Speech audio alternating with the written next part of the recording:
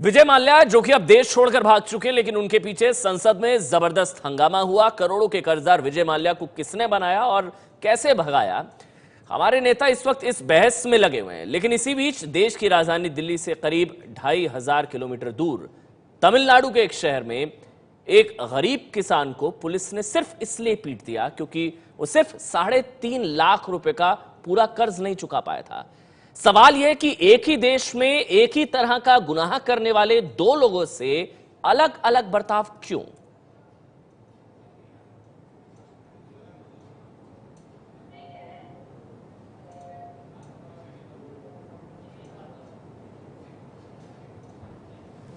लेकिन आपको बता दें, आज संसद में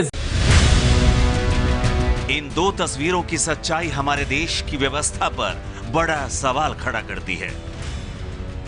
एक तरफ वो शख्स है जो 9000 करोड़ का कर्ज लेकर देश से फरार हो गया और कोई कुछ नहीं कर पाया, तो दूसरी तरफ वो गरीब किसान है जिसने ट्रैक्टर खरीदने के लिए जो कर्ज लिया था वो नहीं चुका पाया, तो पुलिस उसे पीटने पहुंच गई।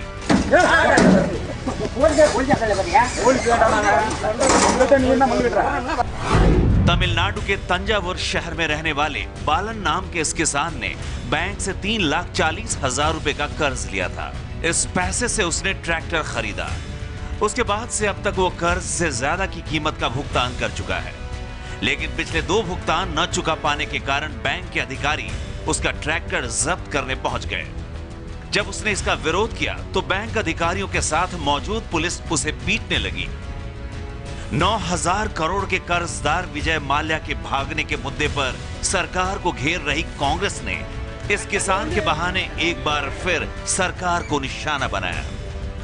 कांग्रेस पार्टी की तरफ से जारी एक ट्वीट में कहा गया है कि एक बड़े बिजनेसमैन को भागने दिया गया, जबकि कर्ज न चुका पाने के कारण एक छोटे किसान की पिटाई की गई।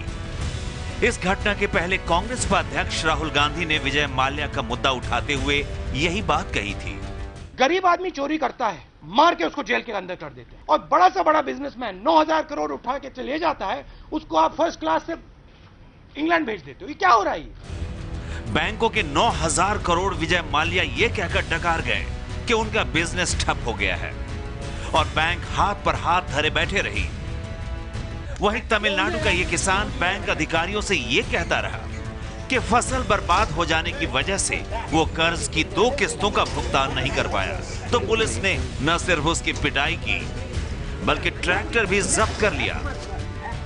एक व्यक्ति 9000 करोड़ देश का लेके देश छोड़ के चला जाता है और ज्यादा बेहतर तरीके से वहां पर जाके बंगलों में रहता है, और एक किसान जो है वो मात्र 3 लाख रुपया ना चुकाने की वजह से उसकी जो है किस तरह से गुड गवर्नेंस उसकी पिटाई करती है, इसका खुलासा इस सरकार को या ये दृश्य सरकार को समझ में नहीं आ रहा है। इस किसान का परिवार अब यही सवाल कर रहा है कि एक ही देश में 2 कर्जदारों के साथ 2 अलग अलग तरह के बर्ताव कैसे हो सकता है?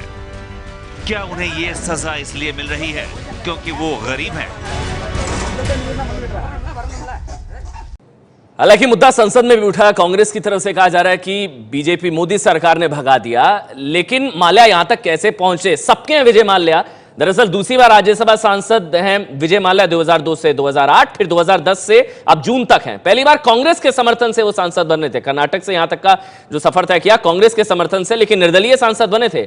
गुलाम नबी आजाद उस वक्त कर्नाटक के इंचार्ज थे जो आज संसद में बयान दे रहे थे। उस वक्त कर्नाटक में कांग्रेस की सरकार थी, गुलाम नबी आजाद वहां पर इंचार्ज थे, और कांग्रेस के समर्थन से ही जो है निर्दलीय राज्यसभा सांसद बने 2008 तक विजय माल्या। फिर दोबारा एंट्री हुई राज्यसभा में 2010 में, और फिर बीजेपी और जनता दल सेकुलर जेडीएस, कुमारस्वामी की जो पार्टी है, फिर बीजेपी और जेडीएस का समर्थन मिला। यानी कि कोई एक पार्टी नहीं है जिसकी वजह से आज यहां तक पहुंचे विजय माल्या। बीजेपी, जेडीएस, कांग्रेस, यानी कि सभी की मदद से विजय माल्या यहां तक पहुंचे हैं।